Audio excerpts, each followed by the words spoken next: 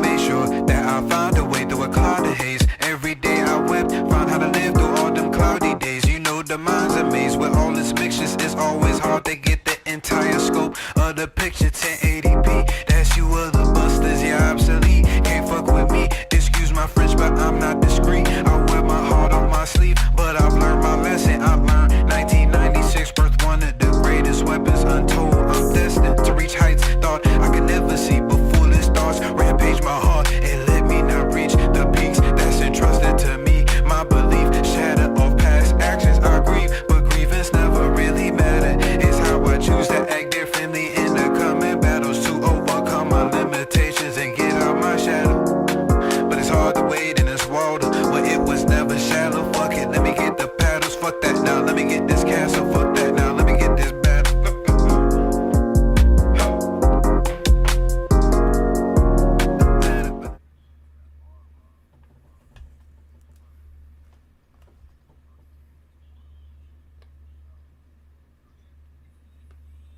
He he.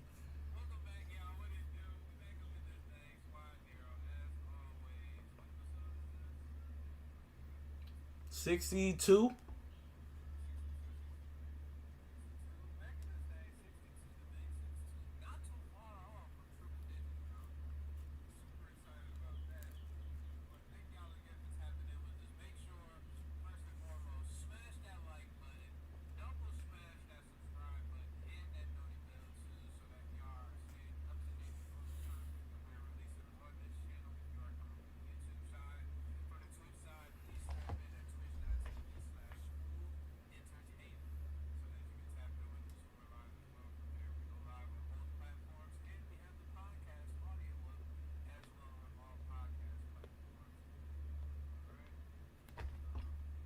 Hold on. I apologize. Yeah, small technical difficulty. Go ahead, start your whole spiel again. Dang. Again? Yeah, Again? Just quick. Drake. Ladies and gentlemen, I was watching. My apologies for the last minute of silence coming from Sage. We all know silence is golden from him, but he got to start it off. So go ahead, do it again. All right, it's episode 62 yet again, Squad Nero. We appreciate y'all for stopping by. Please, if you're on the YouTube side, or matter of fact, I don't even care if you're on the YouTube side or not. Just go to our YouTube channel, youtube.com/Squad Nero, or I'm sorry, @Squad Nero 716. Tap in right there. You'll see all of our live content, all of our videos, all of that shit. Hit that like button and hit that subscribe button. Smash that subscribe button and then smash the noti bell after, so that you're staying up to date with all of our content in which that we're dropping in the coming days. All right, we appreciate y'all for stopping by. And on the Twitch side, it's twitch.tv/Smooth Entertainment, SMOOVEN, or entertainment after that. All right, is it two E's with the Smooth and Entertainment, or just one E? I think it's one E. I think it's one E. Just one E, alright? So we appreciate y'all for that. And then if y'all have some comments or anything like that, you think that I'm saying something stupid, you think I sound like Joe Budden, don't be afraid to say that shit, okay? We greatly appreciate all the comments that come by. Nah, I didn't. It was funny. It was funny when I went back there, because I was stuttering after that. It just caught me off guard. I was tired. So when she said that, I think it was Janae, if I'm not mistaken. Mm-hmm. When she said that, it caught me off. I didn't have any quips to come back quickly. Yeah. I was just like, all right. And then I started stuttering. Accept it. I started stuttering, and then the nigga Howard, he said, this nigga insecure? It was quite funny. But yet again, we got some good topics for y'all this week. A lot of new content that just dropped recently. I know One Piece just came back. I don't know if any of y'all tapped into that. Yep. We have some new series such as Devil May Cry that just released on Netflix. We have Fire Force coming back for one of their cores or final cores that they're coming back with. And then CinemaCon also just happened recently. They had some screenings for some trailers or never before seen footage from Superman. Obviously, DC has dropped that on all of their platforms, so now you're able to witness that. Some screenings for Thunderbolts, not screenings but trailers, and I believe it was another trailer for Fantastic Four, and some of the people is talking in regards to Spider-Man 4 and Doomsday and all of that jazz.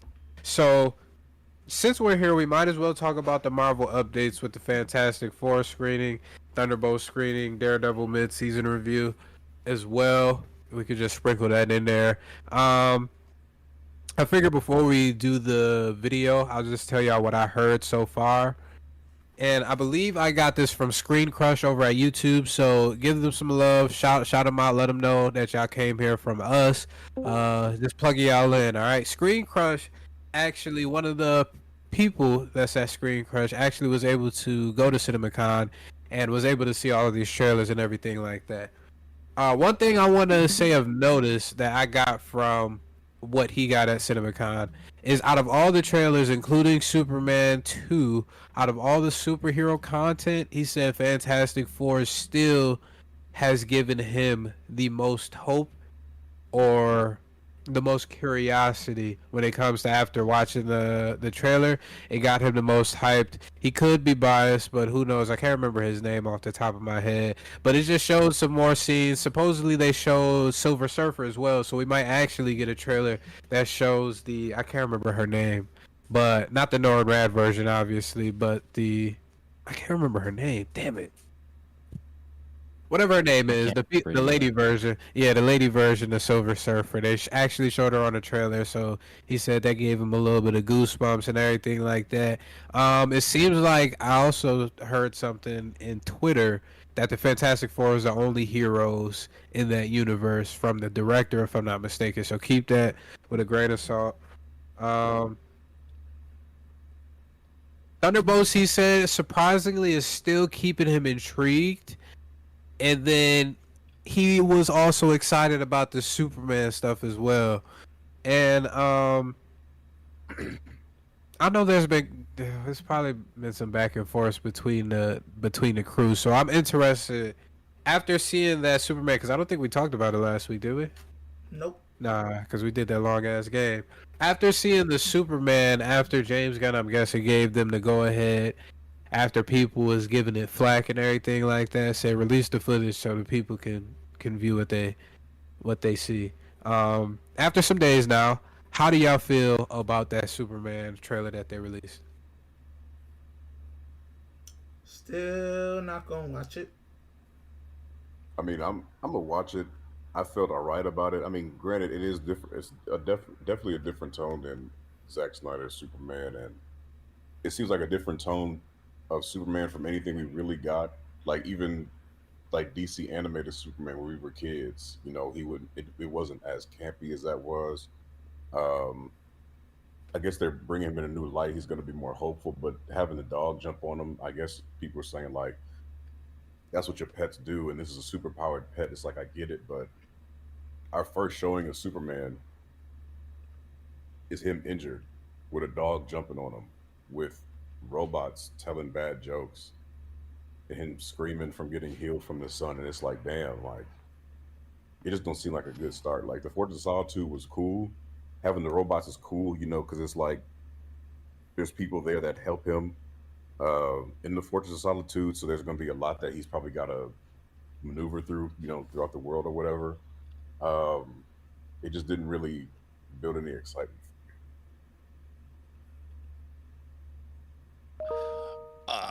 Yeah, it didn't do anything. It didn't like add anything to the movie for me. It didn't necessarily like take anything away because it's like everything that I saw was pretty much what I expected I would see.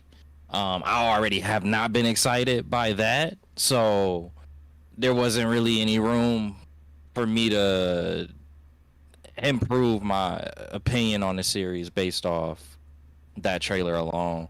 I'm just hoping that we're proven wrong. I'm hoping that we end up doing a podcast where we say, you know what, it was very hard to tell whether it was going to be a good movie or not, and it ended up being a really good movie, and you know, we were totally off base from the jump in regards to how we felt about this. I would love if that is the review that we have to talk about when we come on here to talk about it, but just at this moment, It just doesn't seem like it's gonna do really well. And then on top of that, hearing some of the news that we've heard on test screenings and such, it doesn't seem like it's changed anything in regards to the suspicion that we've had. So yeah, it didn't move the needle at all for me.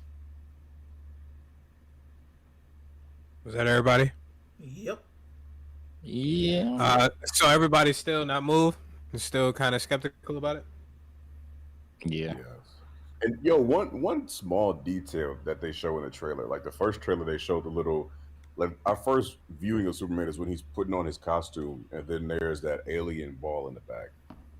Then in the trailer, they show the alien ball, like the very first trailer, they show it, and he's just staring at Lois Lane.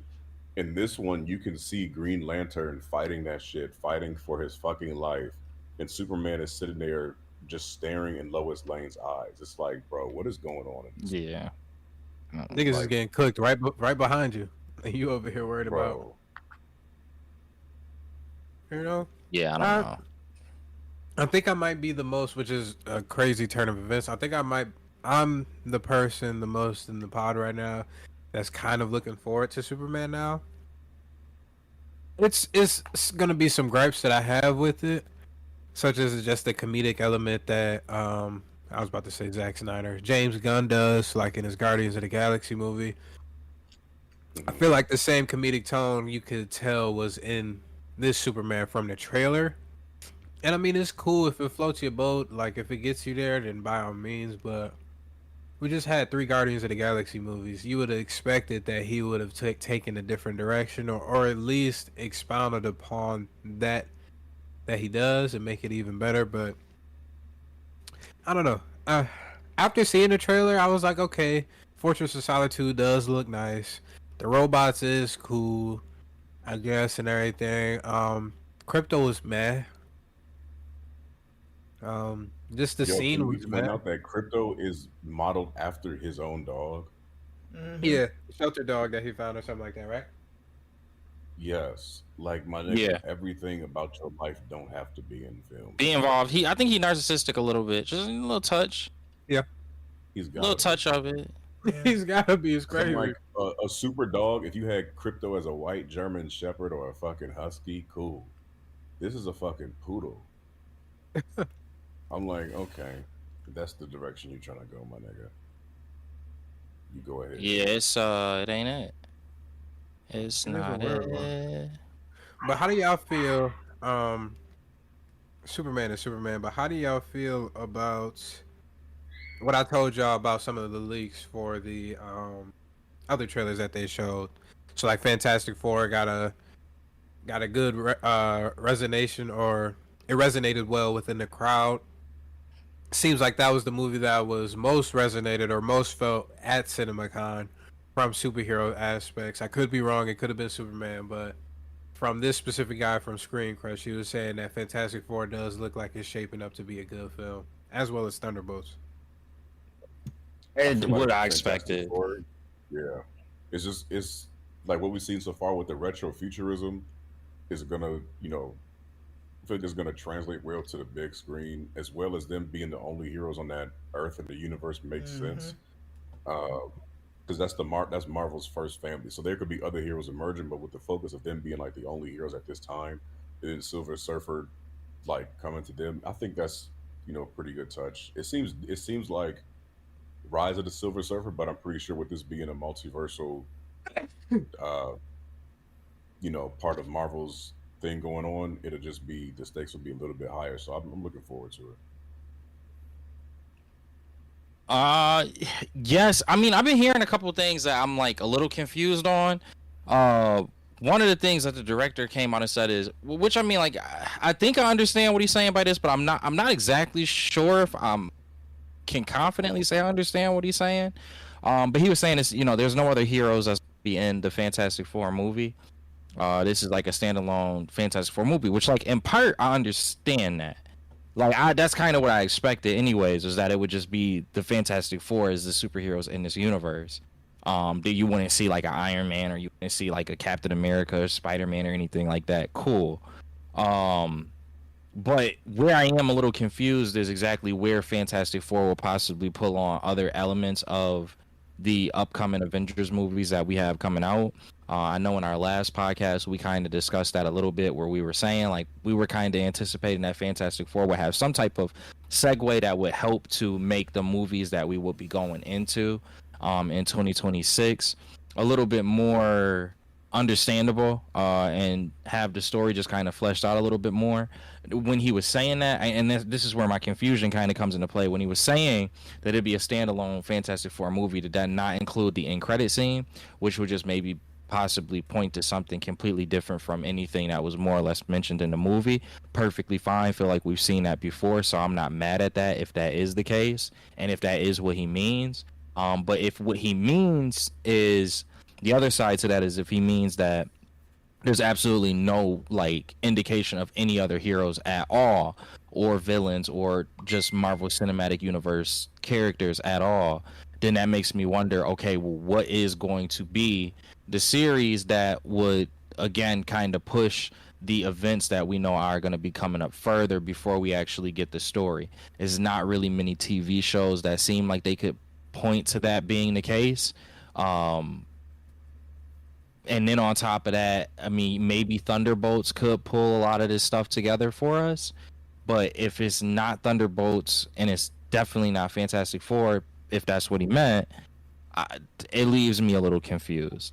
That outside of that though, that's the only thing in regards to it. I think that it's just gonna be I think that it could be a really solid movie. The director also made and something else that I read that also came from the director was that he wanted this to kind of have that feel of like the 60s, but also kind of have the feel of what was that, Stanley Kubrick's 2000 Space Odyssey? I can't remember the exact name of that movie's title, but he wanted it to have the feel of that. And I love that that's the reference that he's going off of, is the Stanley Kubrick Space Odyssey, because it's like that is a very good cinematography wise, that's very good at just kind of pulling in space elements for viewers, just period. Like that's for knowing what the Fantastic Four are, and that they are more of an outer space team, being able to see those elements and knowing that he's drawing on inspiration from specifically that movie for this movie, I feel like it's going to be very visually pleasing, and I already believe that the script is probably one that'll be relatively solid, because Marvel knows they can't afford to mess that up.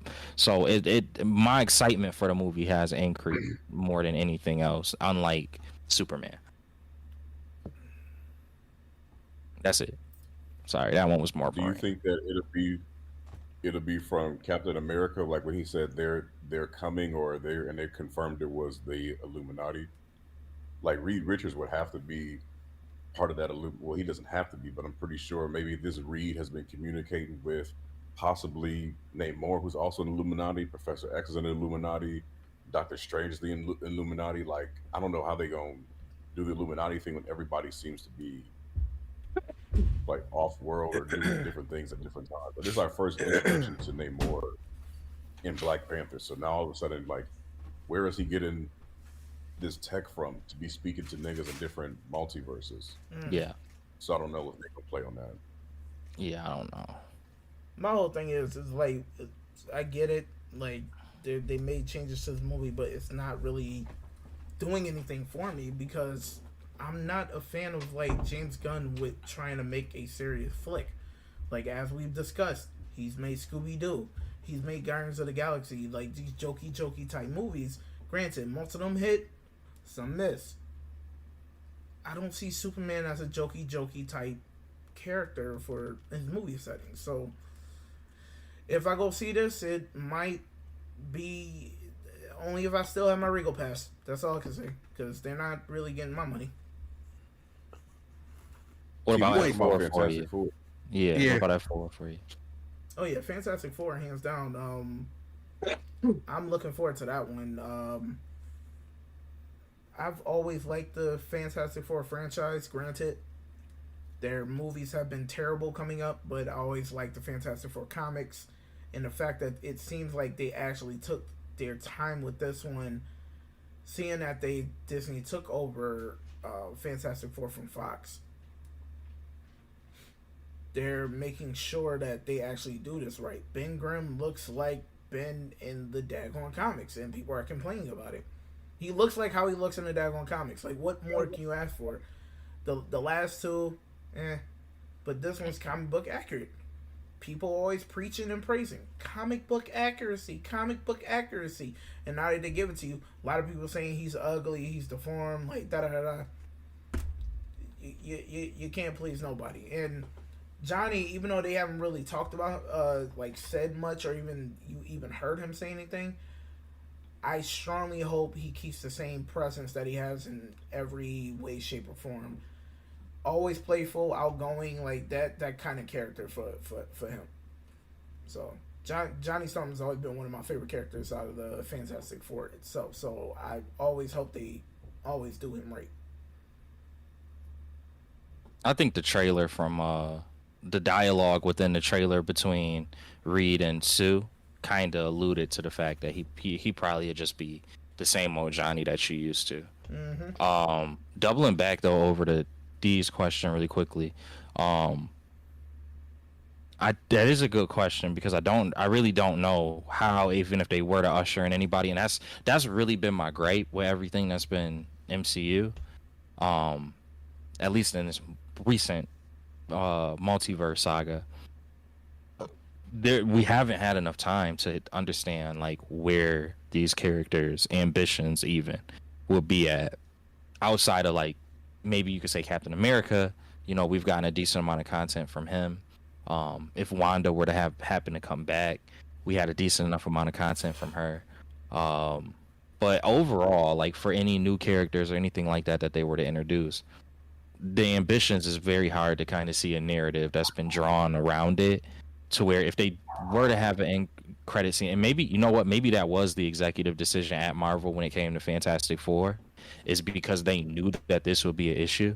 They just figured, let's not even try to tackle it, or they tackle it in a loose, very, very loose way, similar to, like you said, happened at the end credit for Captain America, where it's just it's not really saying anything, but it's still saying something.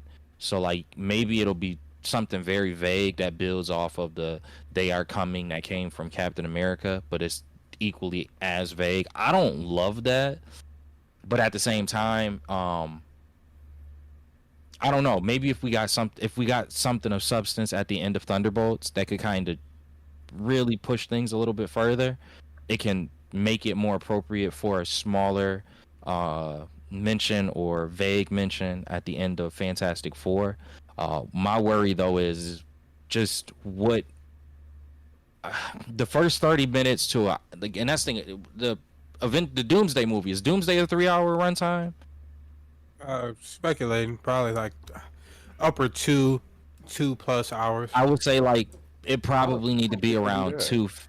I don't know, but I feel like it needs to be at this point. Like if Fantastic Four doesn't have anything that kind of adds to the overall MCU, the timeline, narrative, there needs to be at least at minimum like a 2 hour and 50 minute timeline or timestamp for this movie, because you gonna need an hour just to set everything up. Then you use the other hour and 50 minutes to kind of progress the story to where it makes sense for Secret Wars.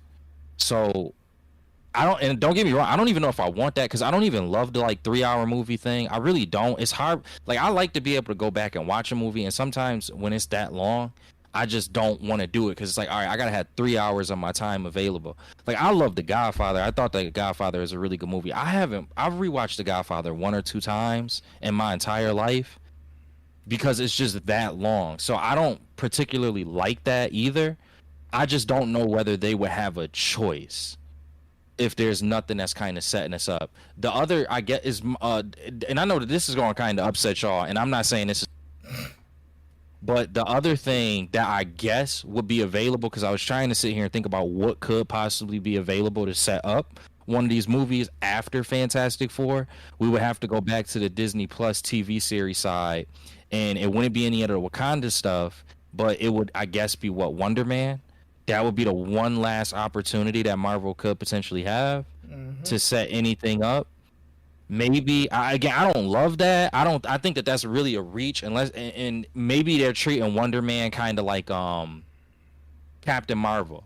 Remember how like that Captain Marvel movie, like nobody was really looking for it, nobody was asking for it. It felt like it came out of nowhere, and it was just kind of like a movie there, but Marvel was using it to boost Captain Marvel knowledge, but Yes. also it like that's how it was. I'm wondering if Wonder Man is gonna be the same thing on the TV side, where we know that this is the last thing that possibly could come out before the secret or before the Doomsday movie that could have any true significance, and so they pound a lot of information into that just to make people more interested in Wonder Man and to boost their sales on the Disney Plus side. I'm starting to wonder that, but that's the only thing that I That would can. be a terrible idea I because agree. it's like I agree. using using TV. People not gonna sit around for Marvel TV like this. A lot of shit Marvel put out isn't like Daredevil season 1 and 2 when it Right. first came out. That's when Marvel TV and Punisher season Hmm. 1. Everybody's like, "Yo, Marvel really winning right now." But then you got some lackluster shit coming out, and it's like I'm not about to sit up here and waste an hour of my day, for 8 weeks watching the same bullshit over and over. Yeah. And it's like you think about it, like for real, if they really need this movie to do some shit, it might have to be as long as this Jackson 5 movie when we Yeah. was kids. That shit was a 5 hour Yeah. movie. For real. Honestly. And I haven't watched the movie since I was a fucking kid. Yeah. But Marvel needs this to have replayability. Like you can't just have a long ass Avengers movie and then they go to streaming and niggas is like, I don't want to watch Whatever. the Avengers movie for three and a half Right. hours. And it's Yep. like with the cast announcement, like I'm so like it was cool seeing Ian McClellan, Patrick Stewart, James Marsden. Mind you, they not might not have significant roles, but it's like you're bringing them back from a 20 year, like a 20 year, 25 year break from the movies that they did before. Like it's been 20 years since we seen James Marsden as Cyclops and X Men. Hmm. Like y'all doing a lot of bullshit, and it's like people like we'll care about these characters. That's Marvel knows that we will, but it's a lot of niggas in high school that weren't even born when Ian McClellan was Magneto. Right. It's a lot of Not gonna people have that going to these connection. movies. Yeah, they like, who is this Cyclops dude? Who is the dude playing Cyclops? Why are people clapping? I don't care about him. Who is this dude playing Magneto? It's not Michael Fassbender. Granted, they probably seen like Days of Future Past, but it's not gonna have the same weight as it is for us.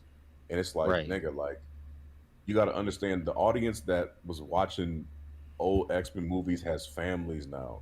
Niggas Yeah. probably ain't even got time to be seeing that these niggas is back in the movies. It's like it's like they And or grasping even at straws and reequating it's their kids with it too, because desperation. like, yeah.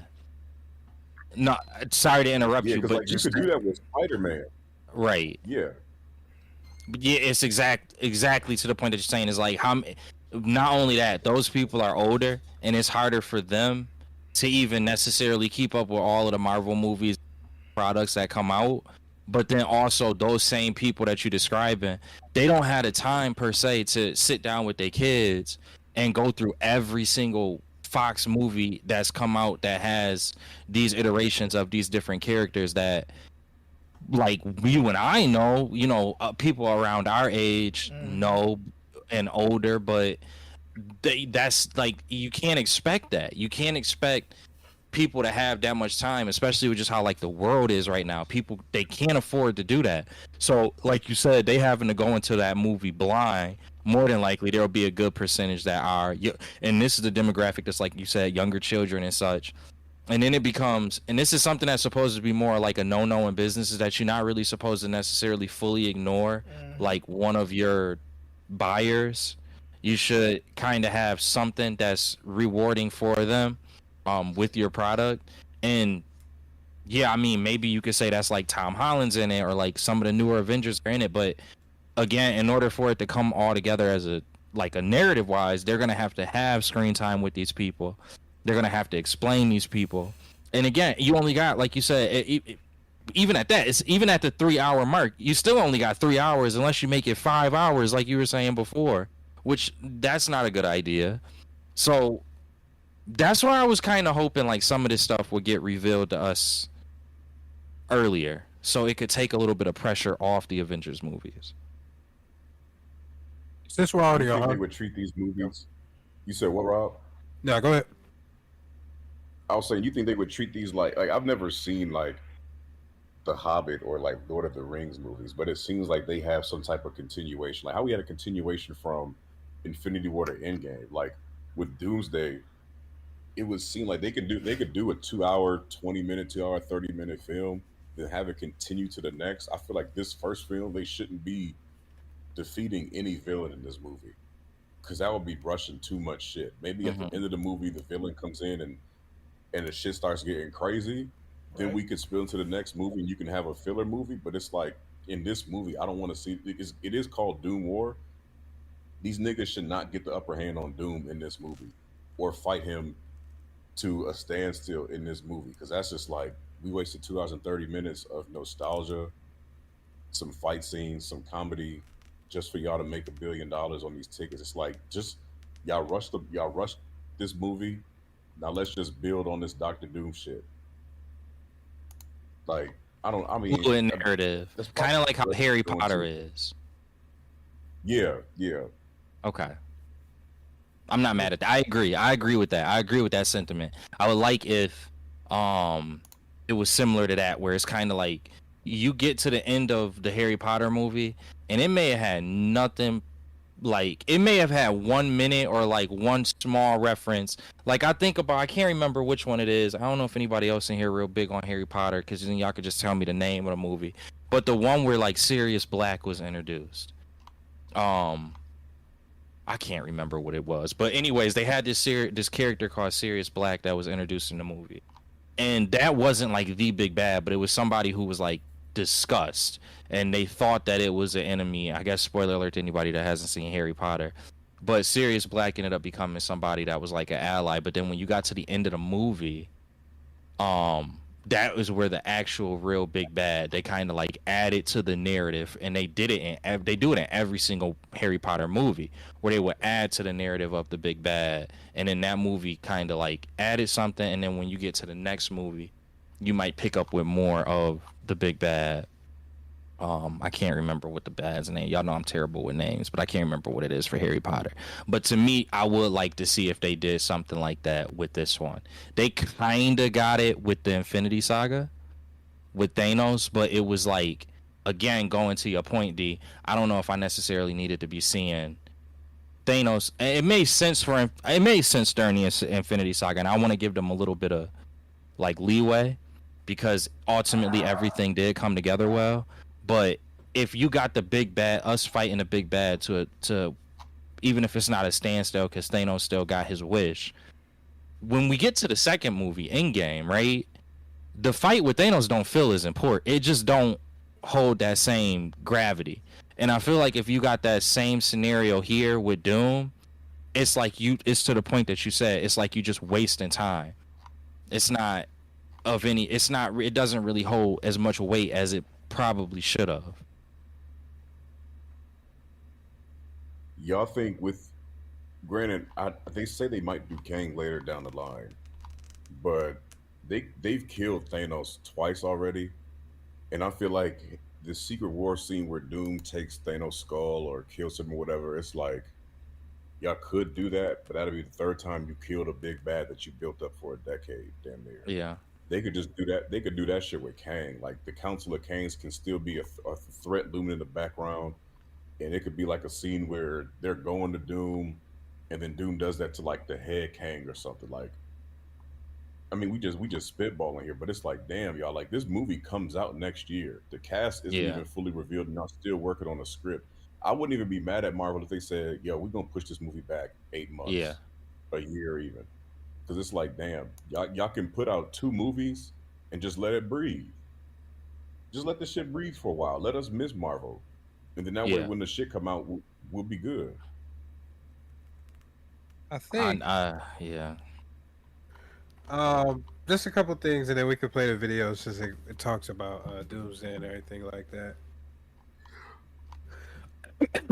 Some things that I've actually started to learn is that I thought that Marvel starting the shoots of movies before the script was done was something that they didn't do frequently.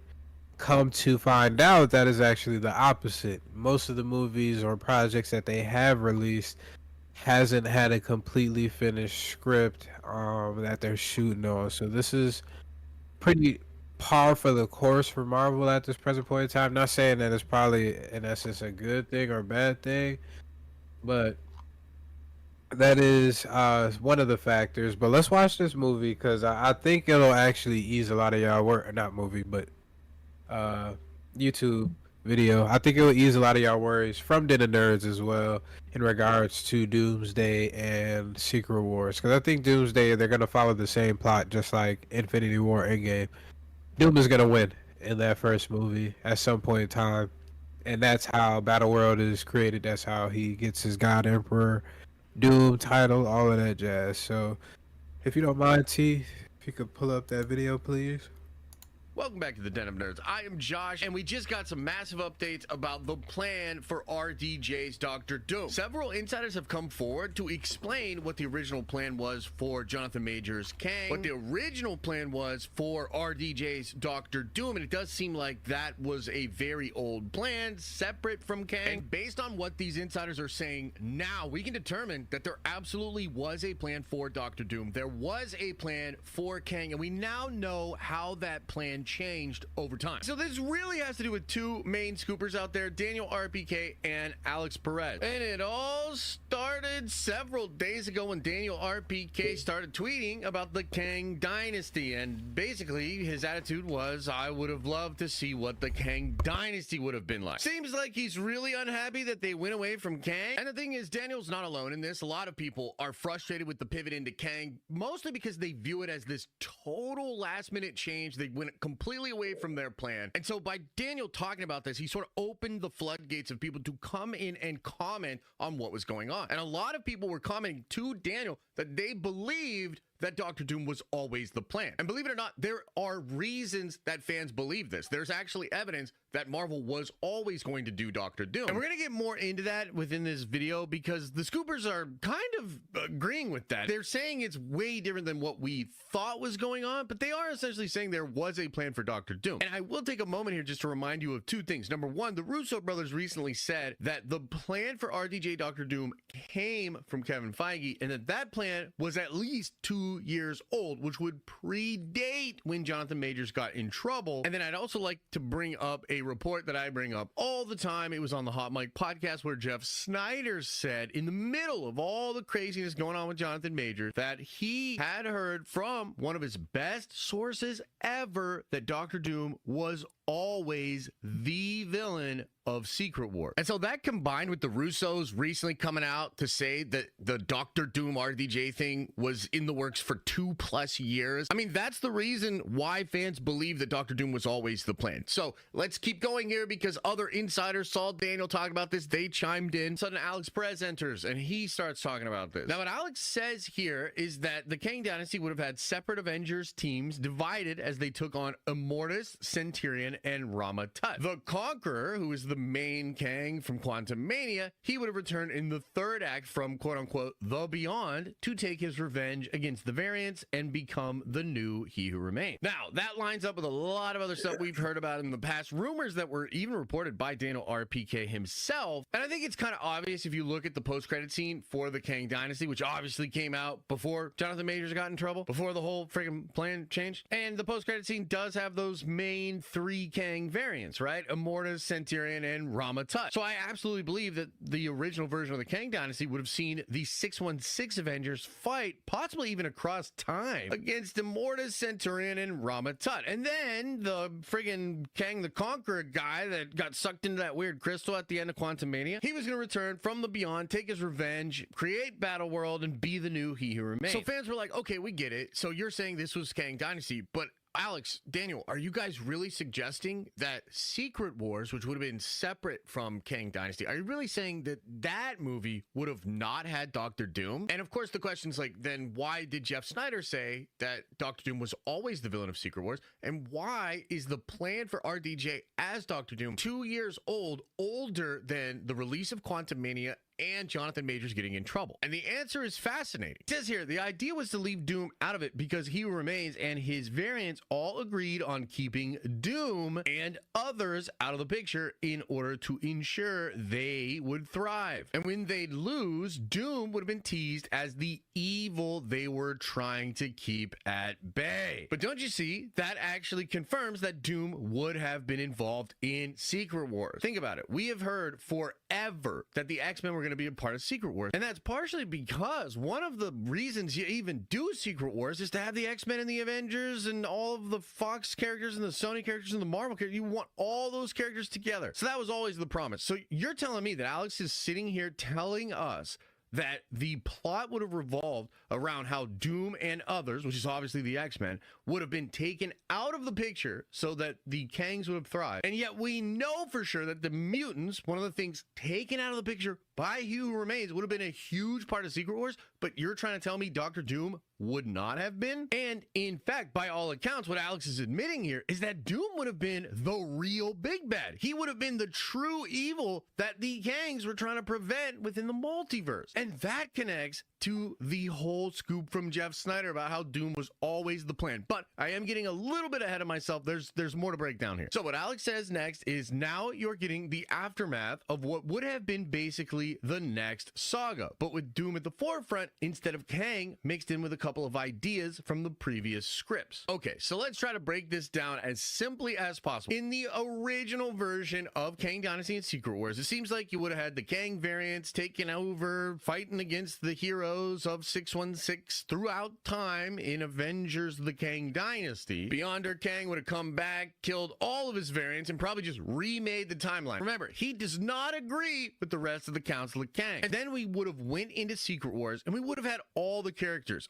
Everything. We would have had Doom, we would have had X-Men, we would have had all the characters. Because remember, it was the original He Who Remains and the Council of Kangs that didn't want Doom and didn't want the mutants. The guy that didn't agree with them, he was going to become Beyonder. And so at that point, you would have had mutants, Doom, and a lot of other weird stuff in Secret Wars. And it's very likely that that would have built up Doctor Doom as this big, great, evil thing that maybe they should have kept behind closed doors. Like maybe He Who Remains actually had it right. And then that would have led into the mutant saga. Now, let's talk about that for a second, because that's kind of dope, man. Okay, so this is crazy. And that means that the change that Marvel Studios made was take the plot, which was likely going to be in Secret Wars and definitely in the next saga, and they've now fast-tracked that. So now that is actually going to be the focus of Doomsday. And so this whole idea of He Who Remains stripping Doom out of the universe, that was always a part of the plan. It was going to be a big deal for Doom. It is still a big deal for Doom. It's now just being explored in Avengers 5. And instead of setting up Doctor Doom as this really crazy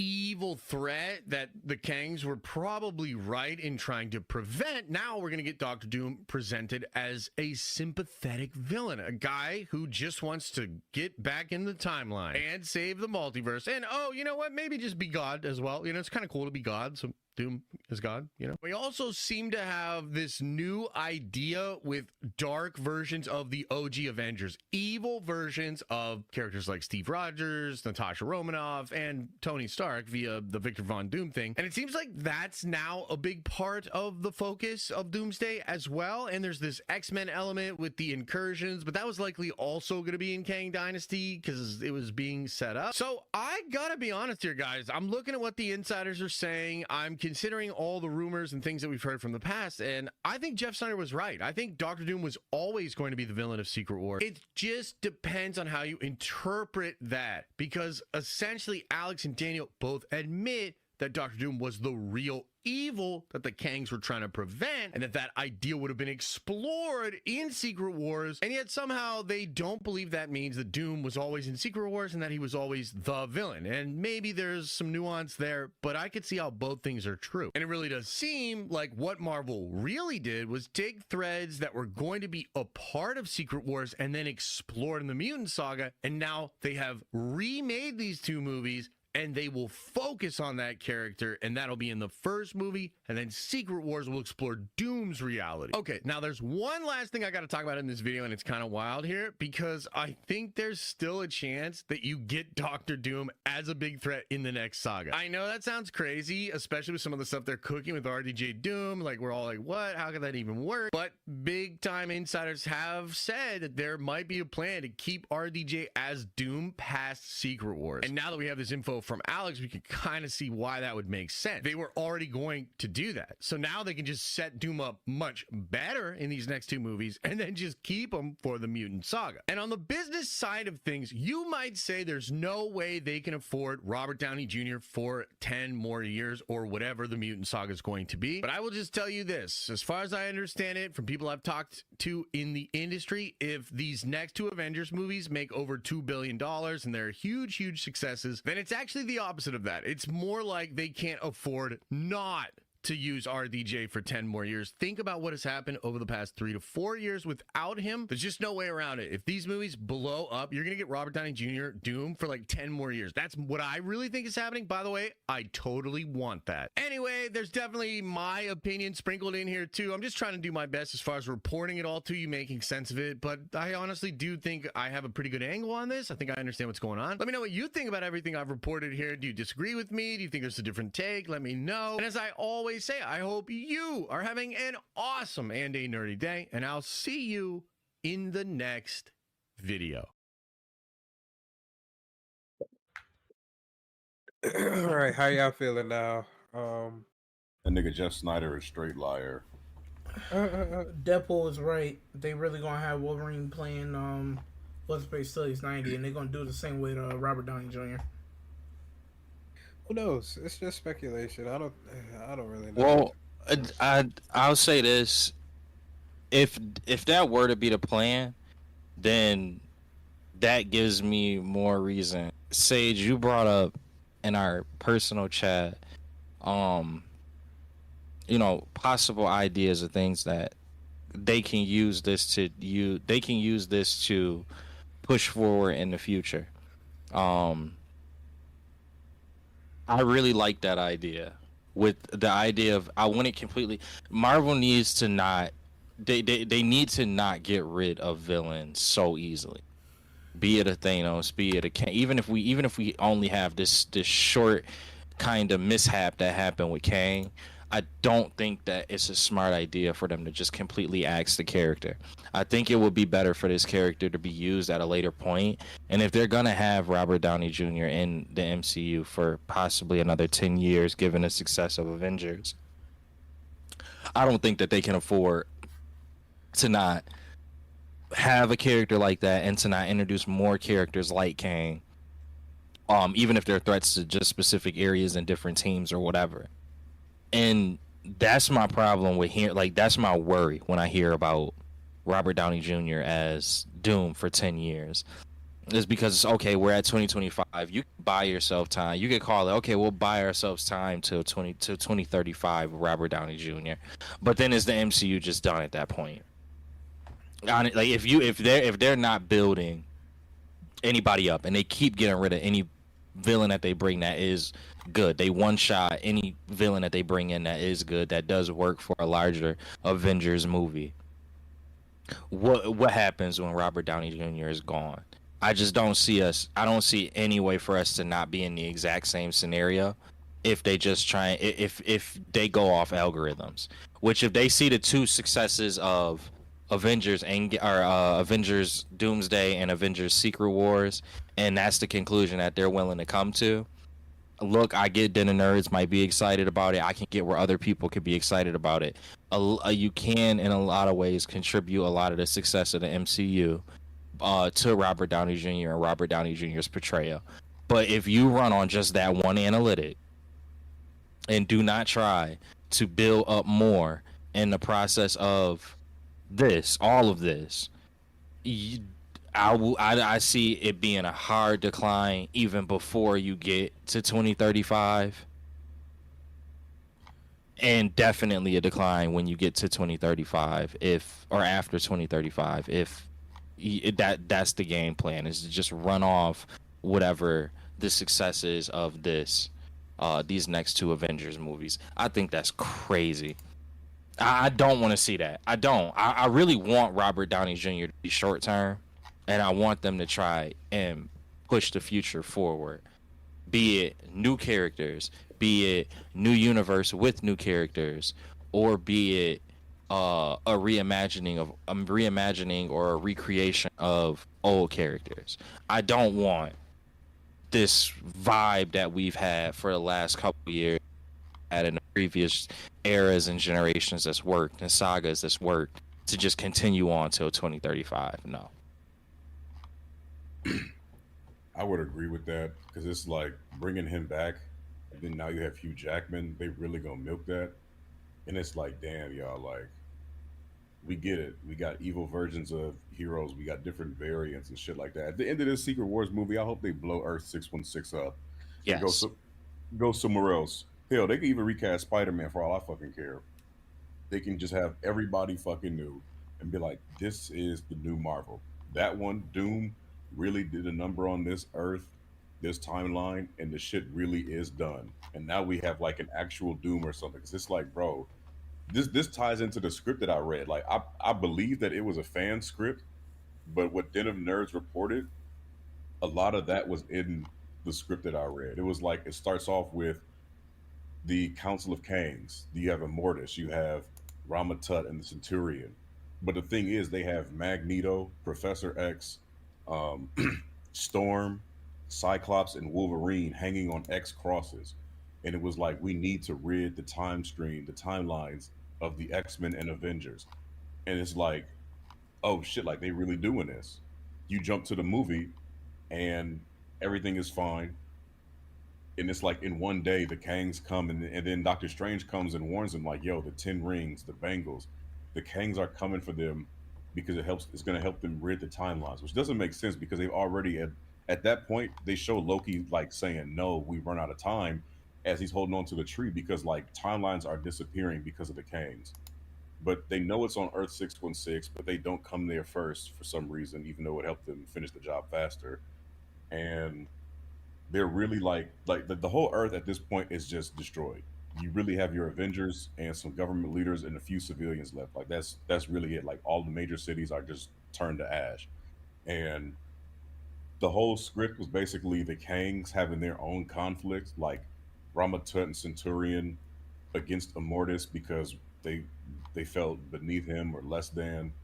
And it was like, okay, cool. And then I could see where they were going, talking about where Doom was going to come in, but they never mentioned him in the movie, in this script. Granted, it was an early draft, but it was just like it was a lot of shoehorning in the Avengers that they didn't have during this time. So you had a lot of screen time from Shang Chi, Miss Marvel, Wonder Man, and it was like it was forcing a lot of that in there, and it doesn't make you care about the characters, even though a lot of them make sacrifices. It's like with the characters that they're gonna be using, it just wasn't enough to really be like, oh damn, they gotta fight Doom. And it's like, bro, like y'all should have just never killed your main Avengers because this shit is not looking good right now. And then the saving graces they gonna have, not they gonna have in the script, the saving grace was having uh Hugh Jackman, Deadpool, um, Tobey Maguire, Andrew Garfield, and some other X-Men from the TVA coming in to help save the day. But it was just like the shit was just all over the place. There was no mention of Battle World, but it did focus a lot on Kang and the Beyond and his family. And then once he came back and defeated the other Kangs, that's what I don't want to have in the movie. He defeated all the other Kangs in one movie, and it kind of just cuts to black after that. Like there's no mention of anything else. And from the reports, it's like, damn, if we really got rid of Kang, like how's Doctor Doom gonna be introduced now if it's not in the Fantastic Four universe? And if he is introduced, and like he was saying, oh, it's just gonna be like an evil version of Iron Man, but at first he's a sympathetic villain. It's like, bro, but when does that tie in? Because this will just I don't know. I really don't know. I'm just all over the place right now. This shit just confusing as hell. No, I understand though. I think that that's just the nature of it, is that it is, it's confusing to try and understand. All right, like if we even go back to the Den of Nerds video and we say, okay, well, we know that that script that came out may have been more or less the general direction they were going to be going in with Kang, but now we don't have Kang to this extent. And we fast track Doctor Strange, or excuse me, Doctor Doom. Okay, if we fast track the events with Doctor Doom, again, it's to the point that you just got done making. How exactly is the way that Doom becomes this threat or becomes this problem fully explained, or is it something yet again that's just kind of thrown at us and we have to accept it? And then beyond that, is the story just going to do some big thing in the Doomsday movie to kind of establish Doom's power? And if that is the case, is it going like that's the, like I just worry about that, because my thing is the only other thing, like I again, y'all know how I go by this. I kind of try to go off of what previously has come out, even though obviously they can have a completely different idea or script or direction that they're gonna go. But until I see it, the only thing I have to work off of is what's already come out. So it makes me wonder, is this gonna be something similar to Thanos, where Doomsday will end with some grandiose achievement or feat by Doom, and then when we get to the second movie, nothing really is necessarily on par with that because of just screen time, and or screen duration or screen time duration. It's like that part I'm a little concerned about. And I think a lot of that comes from the fact that they probably will need to do some type of, they will need to do this to some type of extent on this, only because they got it. They did, like you just said, they will have to fast track everything to make it brought up to pace for this movie. And then, I mean, yes, that could possibly allow for you to flesh more things out in Doomsday, but, or excuse me, in Secret Wars. But what if Doomsday leave because it had to be rushed a little bit, and because there wasn't enough around, like events surrounding it, that it kind of leaves a sour taste in your mouth going into Secret Wars? Even if you said, okay, well, I understand that Doomsday was a part one, which was what a lot of us did, Infinity Wars. Okay, you say, okay, I understand that it's a part one. You still could potentially have that sour taste in your mouth from the ending of Doomsday, even with you knowing that it is a part one, in ways that I don't think we have seen before, because of a lot of the chaotic state of the narrative itself. I don't know. I'm not trying to sound pessimistic. I do think that they got a game plan, and it's not like DC. It's not like Sony, right? Where Marvel has had blunder after blunder, and the only thing that we have is blunders to go by. We have seen Marvel succeed. We have seen what happens when Marvel kind of lets the right people weave things together. So it could work out perfectly fine.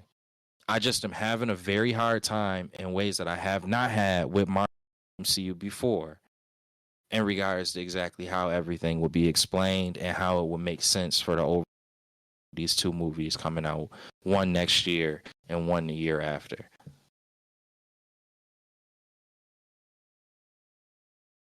Y'all know my reaction.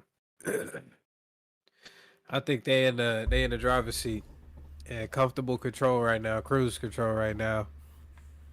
And I think they're just waiting for the next two movies. I'm curious what this Ironheart series is gonna do, since they were teasing about Mephisto. I'm curious also, since the Spider-Man movie is coming out right after Doomsday, that's supposed to be taking place in the meantime of while Doomsday is going on. So I don't think Tom Holland's Spider-Man is going to be that big of a factor in that film, because I think he's going to be dealing with some shit over on his end while all of this shit is going on. Which I'm super intrigued about. And then to see the 3 Spider-Man for the Secret Wars and everything like that. So, you know me, I'm hyped for the shit. I think that they have the opportunity to do what they're supposed to do. And then knowing now that Doom was always a part of it, it makes it easier for me to make the switch in my mind between Kang and Doom. at least in my estimation. But T, I don't think you've spoken about this yet. Yeah.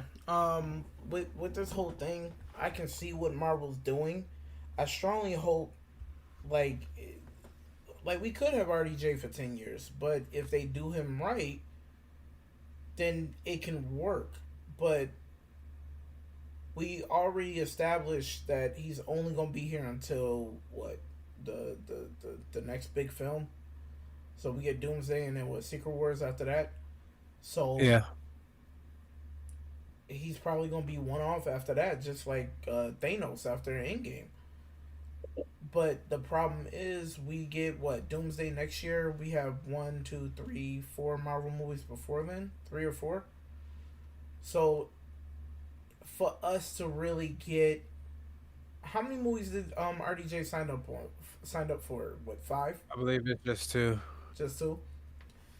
They need. Well, that's everybody Well, the thing speculating. is, they'll have to go with the same Thanos formula, where you have to sprinkle RDJ in some of these cutscenes so we can see Doom, like he said, he's been here the whole time. He's been working in the background, everything going on, like him taking down the Council of Kings, him doing something with Reed Richards, or like anything, what have you. Um, and with that, like, I strongly hope that it develops and blossoms into something good. I don't want to be sitting there for 2.5 hours of pretty much dog poop just like smeared on the screen. I need them to really like do their thing, because you got some heavy hitters coming up. You're giving us hope for Thunderbolts. You're giving us hope for Fantastic Four. We need to really actually do something to keep the butts in the seat, because people have Marvel burnout and they may not want to like bunk it. I'll just wait till it comes on Disney Plus and watch it at home, because why would I spend time watching this in theaters and spending my money there? But overall, like, I just hope it's good. That's all I can do, is just hope. I wouldn't be mad at Spider-Man being like overtime for Doomsday. I don't think that that's going to be the case, but I actually really wouldn't be mad at that. You said overtime. What do you mean? Overtime, like, it basically, like, it's a Spider-Man focused movie, but it's basically just picking up from where we left off with Doomsday, just like going over to like, all right, this is everything that happened at the end of Doomsday, but let's go check in with Spider-Man. But it's like legit building off of the story from Doomsday. I don't know whether that's going to be the case though. Doomsday. I know it's in. Battleworld is supposed to be the ending of. That's what everybody's speculating. Battleworld will be created by Doomsday, so any movie that takes place after it would have to technically be within Battleworld, which I don't think is going to be hard for them to do whatever Spider-Man movie they're trying to do in Battleworld, from my estimation at least. I just really would not be. I really would enjoy if it was like Spider-Man trying to navigate everything that happened, and the things that we weren't able to learn in Doomsday, we were able to learn as Spider-Man was trying to catch up and learn on his own, because he wasn't one of the central figures in everything that happened in Doomsday. I don't think that that's the case, because like everything that, and I mean, then again, it's all speculation. It's not that anything that they've said so far has been concrete, but from the rumors and such that have come, it like just really looks like it's a Spider-Man movie. Like you said, it's a Spider-Man movie that's taking place after the events of Doomsday, but it's still just a Spider-Man movie. Or excuse me, during my apologies, during Doomsday. But it just seemed like that still sets you up for a regular Spider-Man movie, with then at the end something that signifies something that we would have seen from Doomsday. And that's fine. That, like, normally that would be fine. Normally that should be fine. You shouldn't need anything more from a Spider-Man. But again, going back to the part that really concerns me, with us not getting as much information before, it would be nice if, since we do have this movie in between Doomsday and Secret Wars, that this movie was used to give us more of that information that we did not get because we had to have an under 3 hour runtime for Doomsday.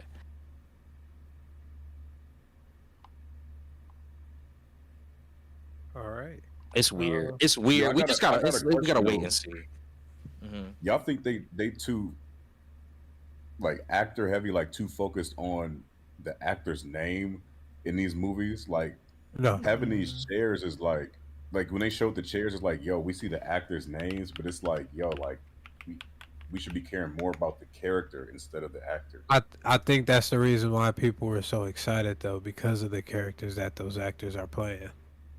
You know, people were figuring out like drop of a dime as soon as the next person came up and they seen their name.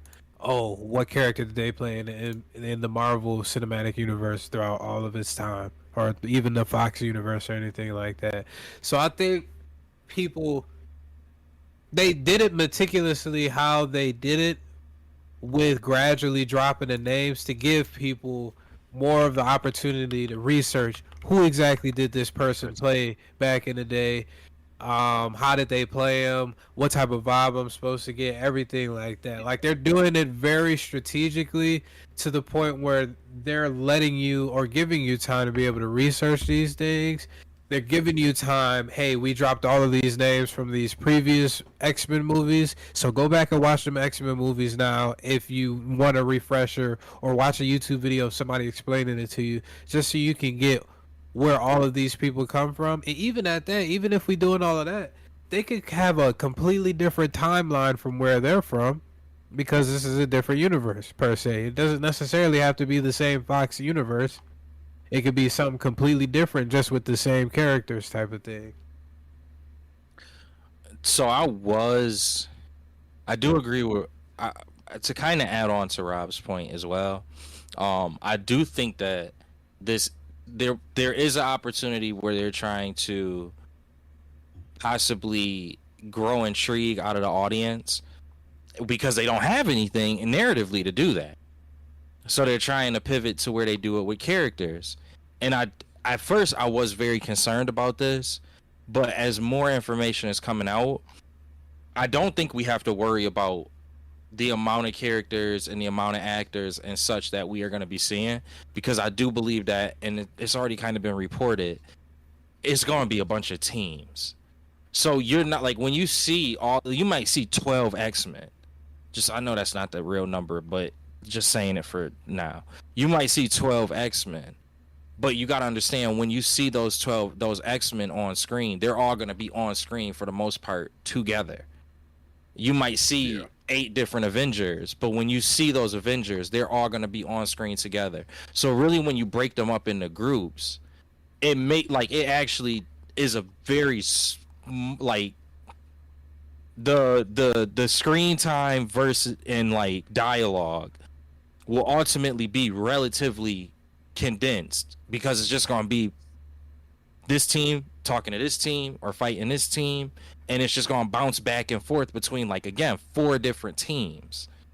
So that leaves you with more time for like Doom. That leaves you for more time for the other areas that may be bridged. If there's any characters that's not assigned to these teams that play a pivotal role, such as, I would imagine, a Doctor Strange, you'll see like they'll have enough time for it to actually be able to work and to be fleshed out well. And that's why you're gonna hear more characters' names. And I don't think that we need to get freaked out by that and trying to wonder how are they gonna also fit all this into the 3-hour time frame. But I really just don't think that that's a problem, because they're going the route that they are. And on top of that, I think that they needed to do this. As much as I don't like the answer that I'm about to give, I think that they needed to do it for the simple fact that we do not have enough that is going to drive people to the seats based off of the narrative. So we need characters to make up for that lack of narrative that we have. And it's actually, in all honesty, it's probably one of the smarter moves that Marvel's done.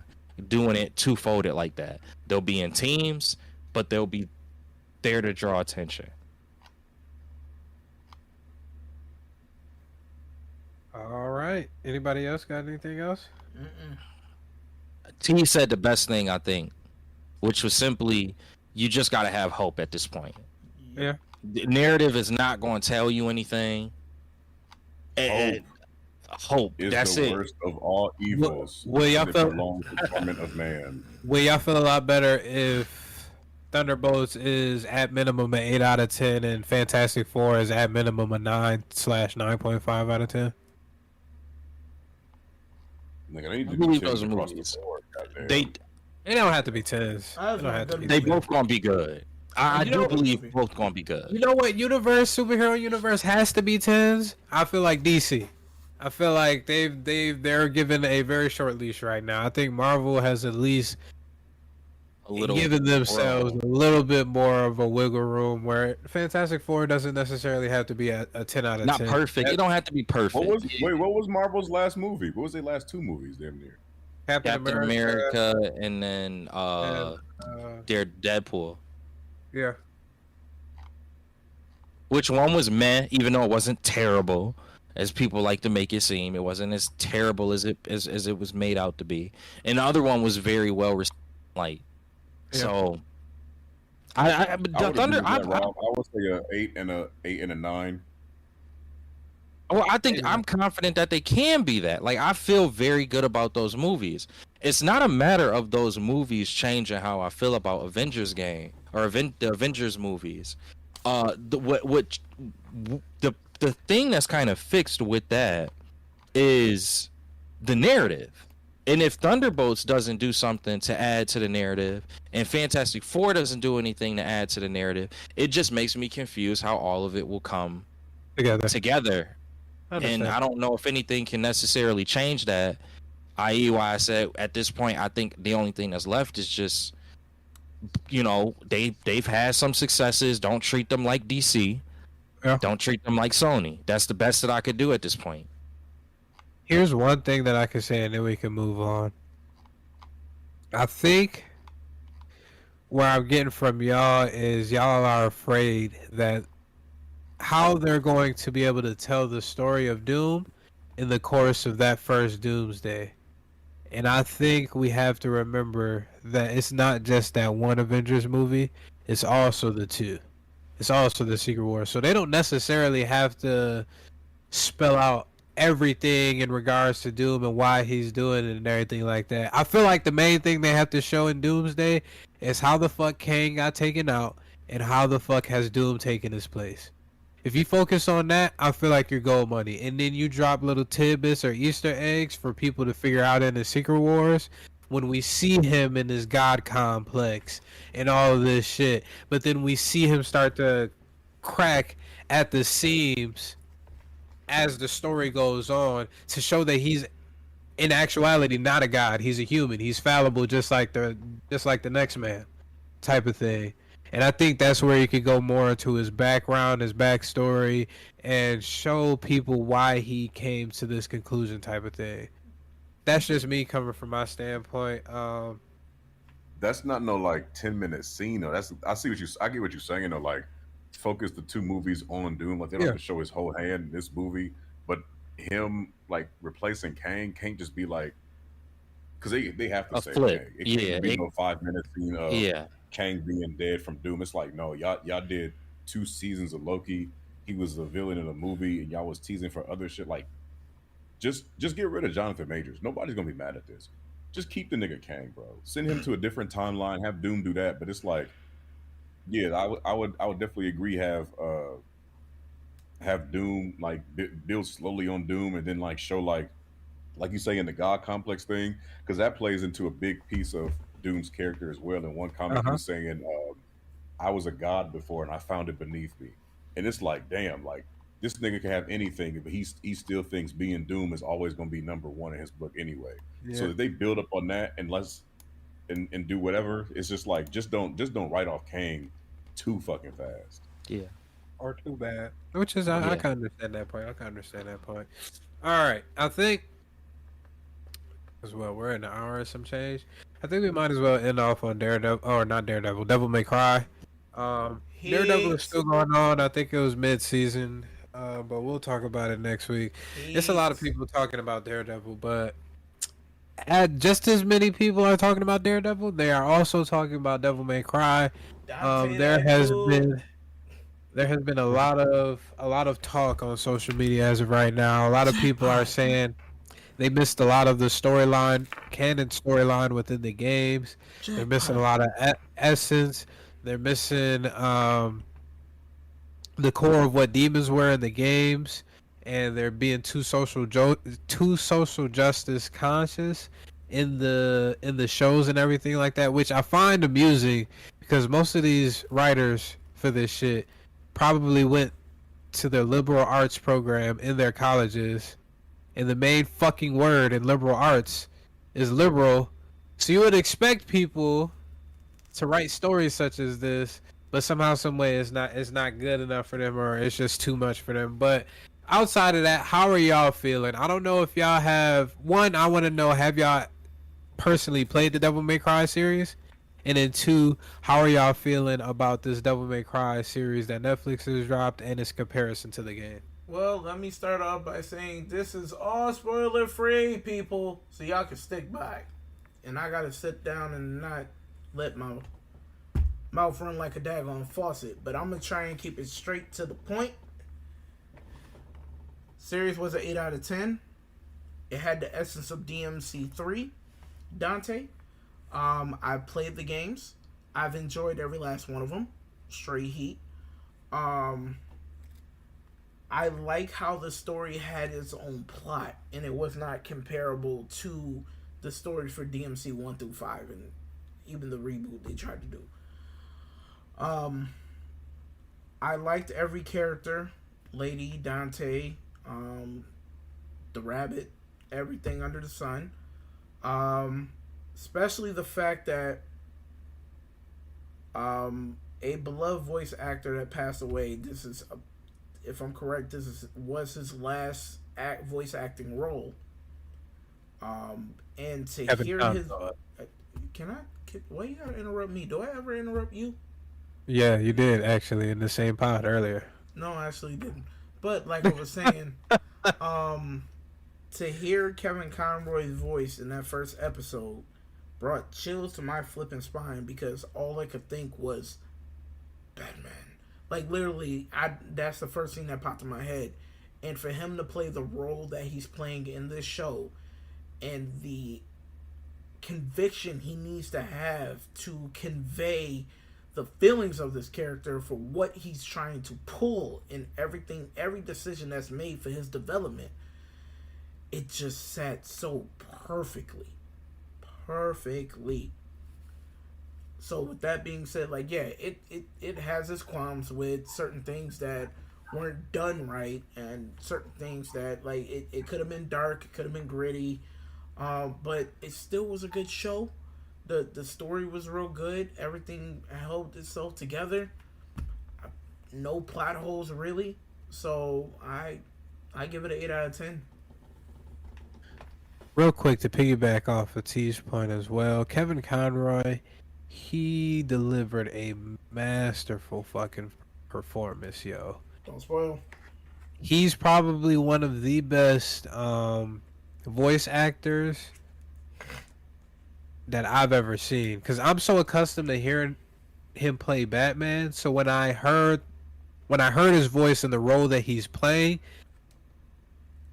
not gonna give too much information on the role that he's playing, but it's different than Batman. It's considerably different from Batman, but he just fucking does his fucking thing in that damn voice, in that damn role.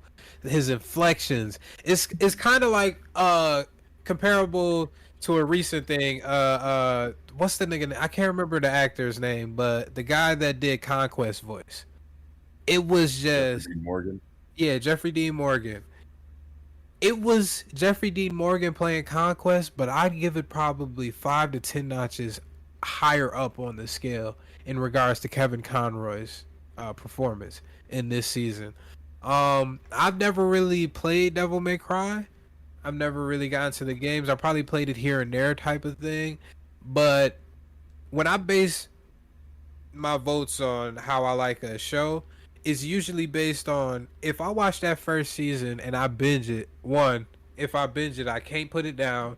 Two, if after I finish that, I have to know what the fuck happened in the story and everything like that, that's how I know it's automatically a good series. If I'm that intrigued where I'm like, oh, I'm actually interested to figure out what happens in the story from the game's perspective and everything like that. And that's when I figured out how the different changes, minor changes or even major changes that they made in comparison from the game to the show. And I kind of got a sense of, what's the word, admiration for it, because they could have just did a 1-to-1 and then washed their hands from it. But at the same time, who just wants a 1-to-1 specifically? This is an anime, this is gaming and everything like that. But I'd probably say an 8.5 out of 10. I wouldn't say solo level in season 1 level, but I'd say it's pretty close. I'm not gonna lie. Okay. I'm very similar to Sage in this one, where in terms of familiarity, there it is, of the actual series. Like I've played it here and there, but like I'm not enough to say like I know the ins and outs or anything like that for Devil May Cry. I think that the fact that there are complaints around the series is kind of making me really come to peace with something I've been trying to come to peace with personally. I'm somebody who's more knowledgeable in comic books. Like I'm not great. I'm not the biggest expert when it comes to comic books, but I'm more knowledgeable. I have more understanding of like what different iterations of like MCU or DC content is like. And I oftentimes will be like, oh, well, this isn't like the comic book, or this isn't like the comics, or this character isn't like this character in the comics. And the problem that I'm starting to realize is like we can't do that. We gotta just kind of like to an extent, yes, there are certain things where it's like you know if a character is completely portrayed oppositely or completely portrayed incorrectly from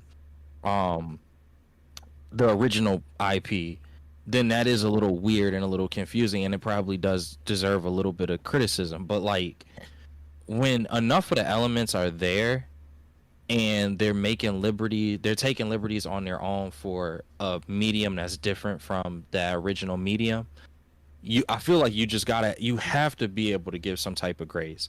I think a better thing to do is to look at the narrative structure, to look at the dialogue, and if it's an animation, to look at the voice acting, to look at the for both animation and live action, the CGI, the animation style if it's animation. Look at the details of the actual thing that you're reviewing, not how much it relates to another piece of media or another medium. Don't worry about that, because they're gonna have to be unique. And I'm trying to even do a better job of reminding myself of that. And I feel like this is the case with Devil May Cry, where yes, there are elements that are different from the actual games themselves, at least based off the knowledge that I have. But in terms of the story's narrative, in terms of the voice actors, in terms of the special effects and CGI, in terms of the actual elements of this specific IP in this specific medium, it was really good to me. It was done really well. It was a great introduction for somebody, I feel like, who isn't familiar with Devil May Cry. It, to Sage's point, it also made me want to now go and dive further in to Devil May Cry. See if it makes me want to play the games that I haven't played, the levels that I haven't played within the games. It makes me want to play it more. It makes me want to know the story more. I agree. I'm somewhere between an 8 or an 8.5 as well. And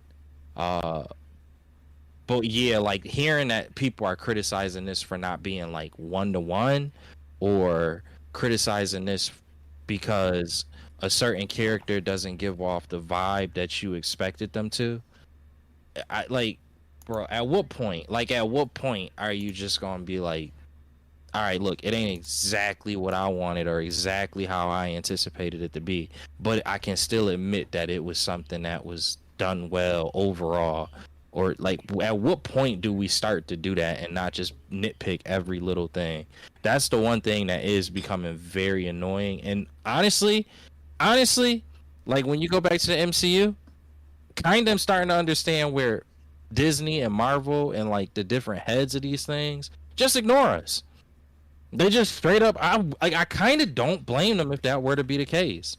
We're too nitpicky. It's okay, like if it's different, or if they portray a character different for this specific thing, it's not the end of the world. You can still kind of like figure out from the elements within it like what it has to offer, whether it's a good series or a good show or not. If Captain America isn't the Captain America you want, can you still separate that from the idea of, okay, well, did you like any of the elements in the actual film? Same thing with the I'm not spoiling anything by saying the main character, right? No. Yeah, you're not. Yeah. Because So we know his name. if right, okay, so if Dante is not 1-to-1 with how you anticipated him from the game, can you still differentiate that? Can you separate yourself from the sentiments on that, from the sentiments of the actual, like how the actual show is, if it's done well or not? Is that too much to ask for a totally separate medium of an IP that you like? But yeah, again, I give it a 8 out of some. I'm like, let's go 8.25. I know that's a weird number to give, but I'm gonna go right in between both of y'all's ratings though. I feel you. One episode though that I really have to give a shout out to, 6. and I seen it say, yeah, episode 6. Episode 6. It's something Yeah. about those silent episodes where That they was just great. convey it with music Hold and on, just hold on. cinematography. It wasn't silent. It was musically produced correctly for the scenes that were portrayed from start Art to was finish. beautiful. It was no my talking. Goodness. Oh, It was Art no was beautiful. talking. There was no And I dialogue. I can't Oh. remember. I can't remember what other show has done this recently. It was another show that did it recently, and they just fucking knocked it out the park too. I think it was Invincible. It was Invincible.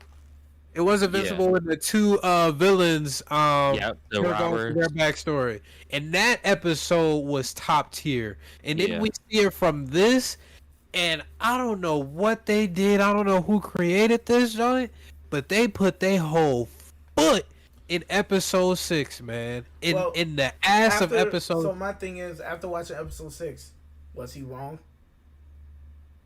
He wasn't. No, but the way he went about The way he things, went like, about it was bruh. a little extreme. Yeah. Super extreme. Another thing though too is, and I said it, and I just really want to like emphasize it, the art in that episode, the dancing back and forth between the two areas, that was like Different really animation. good. Bruh, I Yeah, thought I'm gonna tell you now. Spider-Man vibes. Yeah. When you see the change in animation styles, I thought of Craig and the Creek. That was the Okay. animation style that kind of hit me for that. Which is unique, because to see that in something like this, Yeah.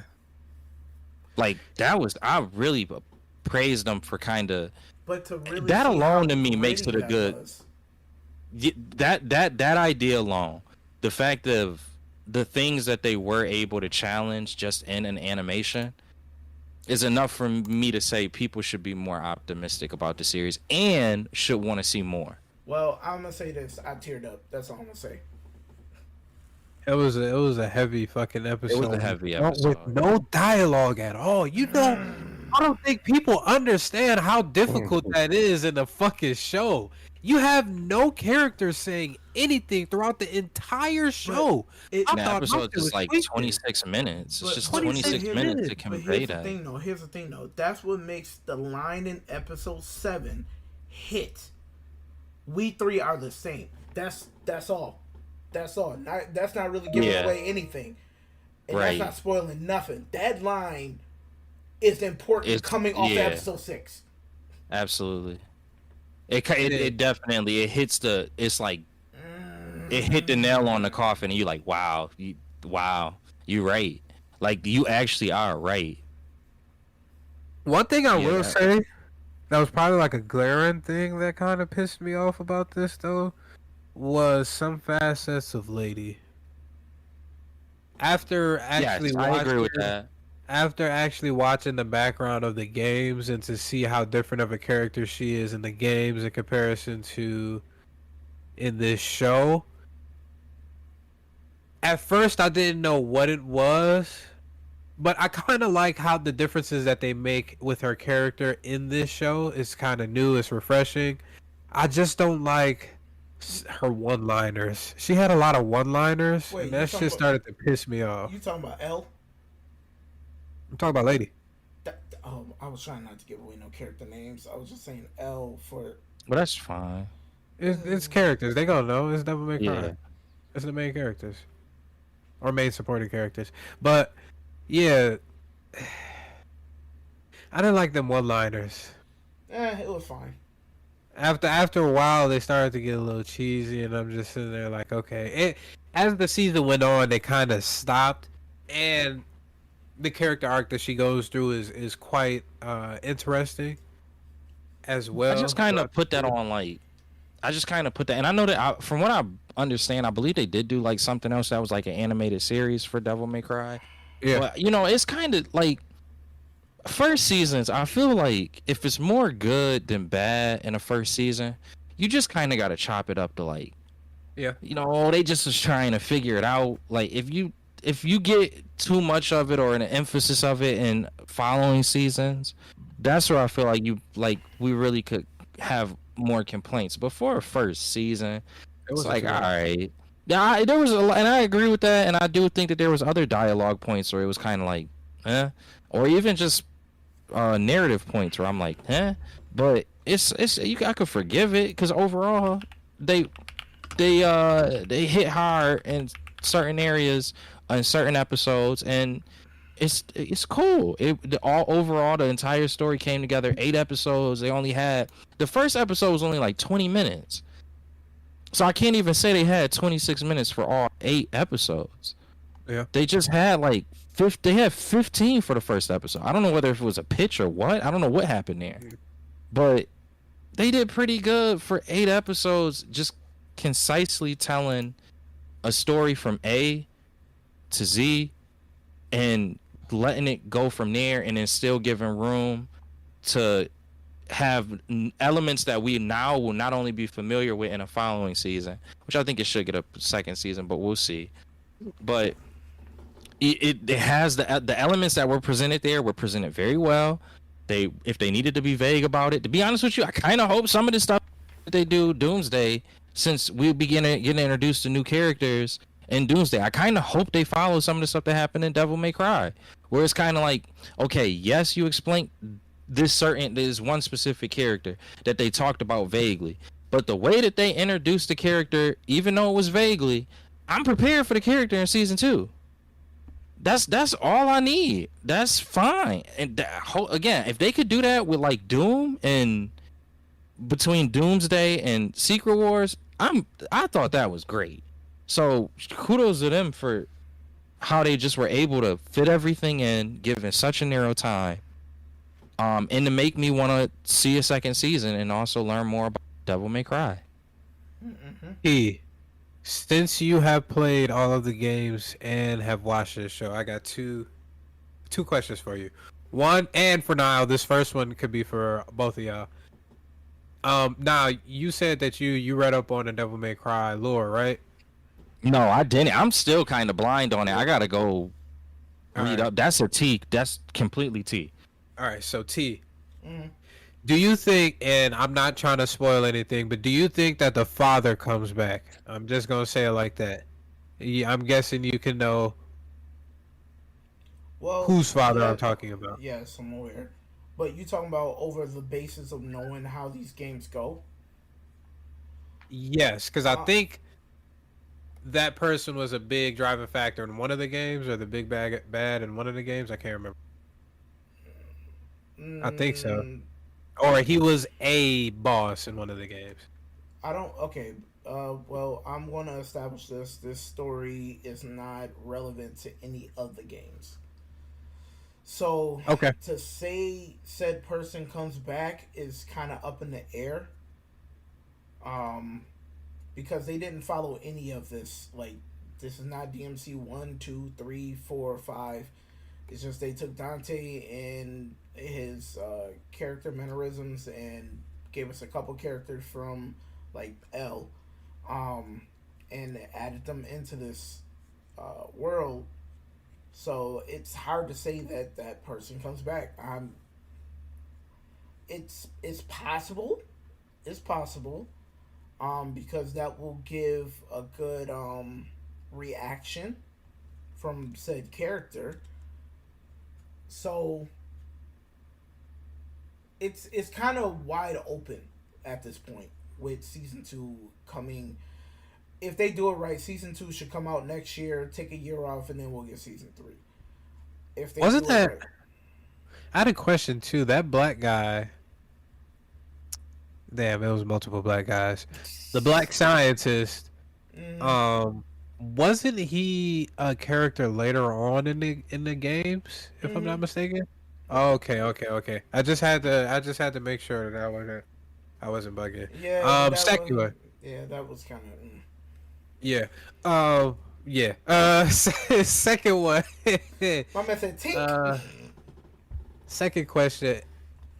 I don't know all the games. I'm pretty sure it was Devil May Cry 3 and probably some light novels that they released as well that this series was based off of. In comparison to where they got the story from and everything like that, would you rather take the game or the actual show? What do you mean? Which one would I take? If you had an opportunity to pick one adaptation right now that you'll have to stick to the rest of your life with, you won't be able to view or play the other one. Which one would it be? Here's the thing. I don't know how the animated series ends, so I will take the animated series so I can see it all the way through. Because I know how every last one of them end. And since I already seen it, I'd rather see how this one goes through. Since it's something new, refreshing type of thing. Got you. I figured we do the spoiler free, and then next week we give everybody else some time to be able to finish it or be able to catch up on all the lore and everything like that in regards to the Devil May Cry series, so that we can have a broader discussion on it. So one big thing is though, sure. the question like some people may ask like, does this anime follow the game? And Shankar, I think he's like one of the producers or the writers or something. He stated multiple times that his Devil May Cry universe is set in a more grounded version of the world than the games are. So, completely different. Yeah. Which I'm happy that they went that way. You know, some people are gonna be pissed, but I was telling people on Twitter, if you want to fucking watch the goddamn cutscenes and you don't watch the old story, watch the fucking cutscenes. Watch somebody play through the old Devil May Cry games. You already have that shit. Why would they one-to-one? Yeah, it's too. We get hung up too much on what we love, and not open ourselves up to new ideas and new iterations of things, and we got to do a better job of that. And it's hard to one something without people complaining. So they're like, let me just create Even a whole then. new story, switch a couple things up here and there, and present it to y'all. And at the same time, what happens in the game, it's going to be difficult. Just like how we see with these superhero movies. It's not just so easy for these people to use comic book storylines and then one-to-one it in the movies. Because a comic book operates completely different than the movie does. Yeah. Just as much as a game, a video game operates completely different. Did that operate differently? No, it was like one from the comics. One-to-one from the comics? Okay. I was It gonna can, say- but it just can't always. That's the thing. It can, but sometimes it just doesn't. It doesn't It's work. not gonna work. In the confines No, of you're the right. different mediums type of thing. Just like I was saying, the video games in comparison to a TV show.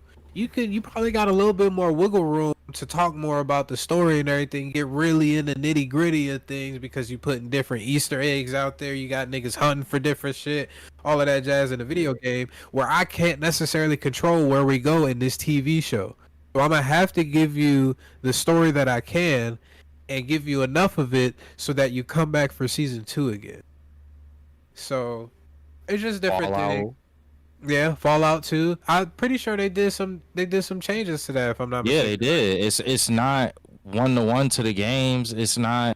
But it works and it's okay. Yeah. It's fine as long as they some of the core elements that they needed to keep, they kept, and some of the things that they needed to change, and some of the things that they make more fitted to fit a television program, they took the liberties to do. But regardless of those changes, people who either were fans of Fallout or people who are new to Fallout can enjoy it. Last of Us is more on that kind of closer to a 1-to-1, but still, even at that, they did a lot of they took a lot of liberties, and it's something where if somebody isn't necessarily going to play a game, they still can enjoy the series. Or if they have no history of the game, they still can enjoy the series. And I mean, it's not the content that's made isn't just made for you as somebody who's previously consumed it as another IP in another form, in another IP form. It's not just for you. It's for they're trying to open the reason why they even make things into a television show or into a movie is so that way more people can enjoy this thing that you have gotten to the point to where it could be recognized and loved enough. You have to allow for it to be able to be accessible and understandable and enjoyable by people other than yourself. Last thing, and then we can end this off. I love the Easter eggs that they put in there for Capcom. They put in a Street Fighter reference in there. That animation, the choreography for the fights was top tier. I'm not gonna lie. Hold up though. We ain't gonna talk about the Resident Evil Easter egg they threw in there. Mm-hmm. Resident Evil 2, and then you had the Mega Man 2, which that caught me completely off guard. It wasn't RE2, it was just Resident Evil in general. Yeah. No, I said Mega Man. No, but you just said Resident Evil 2 before that when I said Resident Evil. I think you were saying too, like Resident Evil as well. Oh, Yeah. Man said we Not ain't gonna TWO. we ain't gonna bring up the Raccoon City job. yeah, Yeah, that was a great solid little reference. yeah. OD. Capcom, we gonna throw everything in there. In Capcom, I feel like is a gaming studio that just doesn't play around with the shit that they create. Sure, I mean, they might have a couple flops here and there, but the majority of their catalog is top tier because they have this level of excellence that they hold that shit to, that standard that they hold that And shit to. that's the beauty of this series and why you can't be so critical is that if you are Capcom as well, you're a fan of Capcom, you can actually be a fan of Capcom titles where I can believe there are people like that out there. This will open up a world for more content, more revenue for the series and the company that you enjoy. They could potentially end up trying to do something off of this with some of the same creators and some of the same Resident Evil, for a Street Fighter, for different series that you enjoy. Don't be too critical. It's okay. Just like, it's just like, think about how everybody was during phase 1 of MCU. There was a lot of things that was weird about first phase MCU, and but we were like, it's okay, walk with them. There's some things here that's really good. Robert Downey Jr. was very impressive as Iron Man to begin. Take the good. Don't try to nitpick at every little thing. You know they will. I know. They will. I know. That's the society we live in, but it's okay.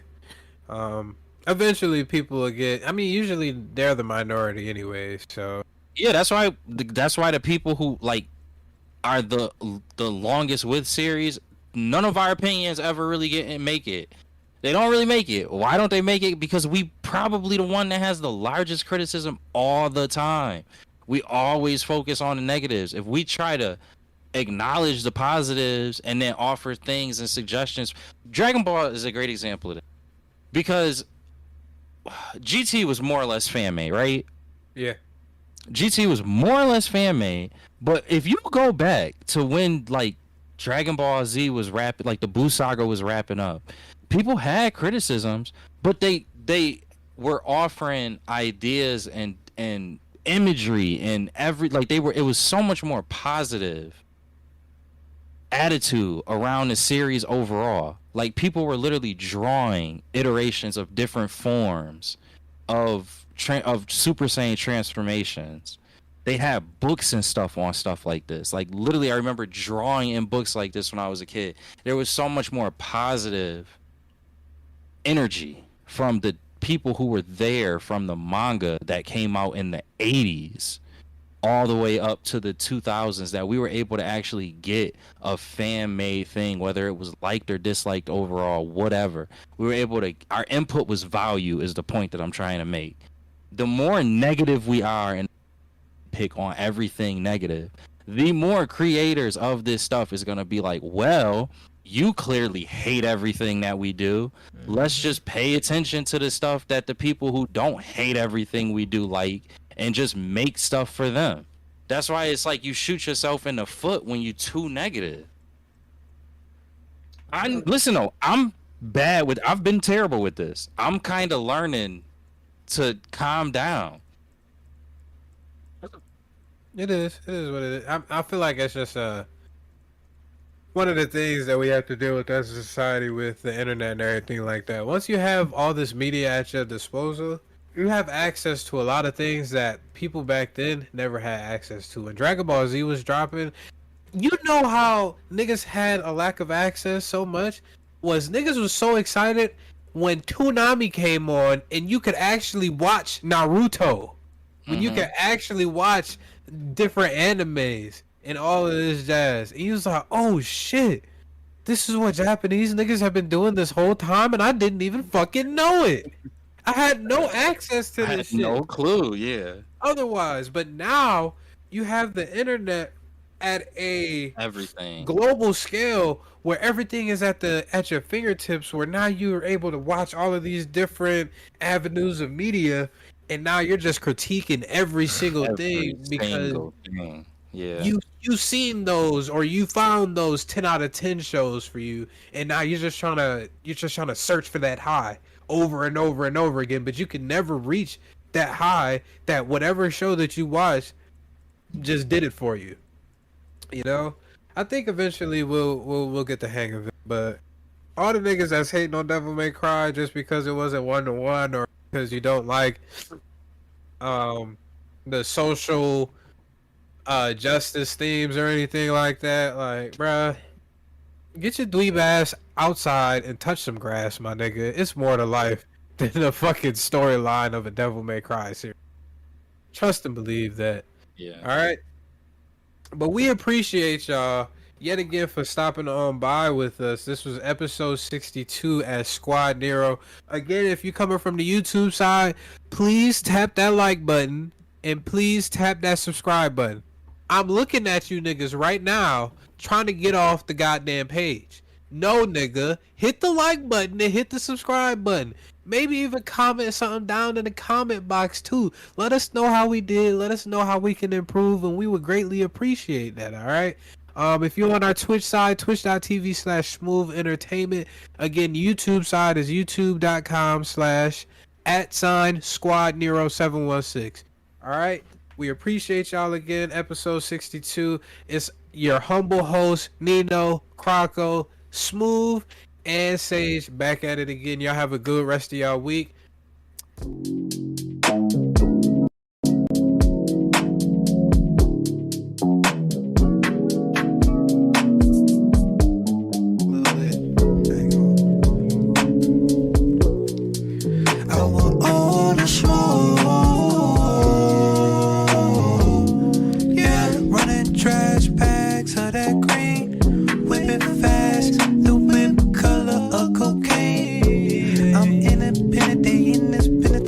These dreams on the road to riches, focus on the ticket, maximize my means.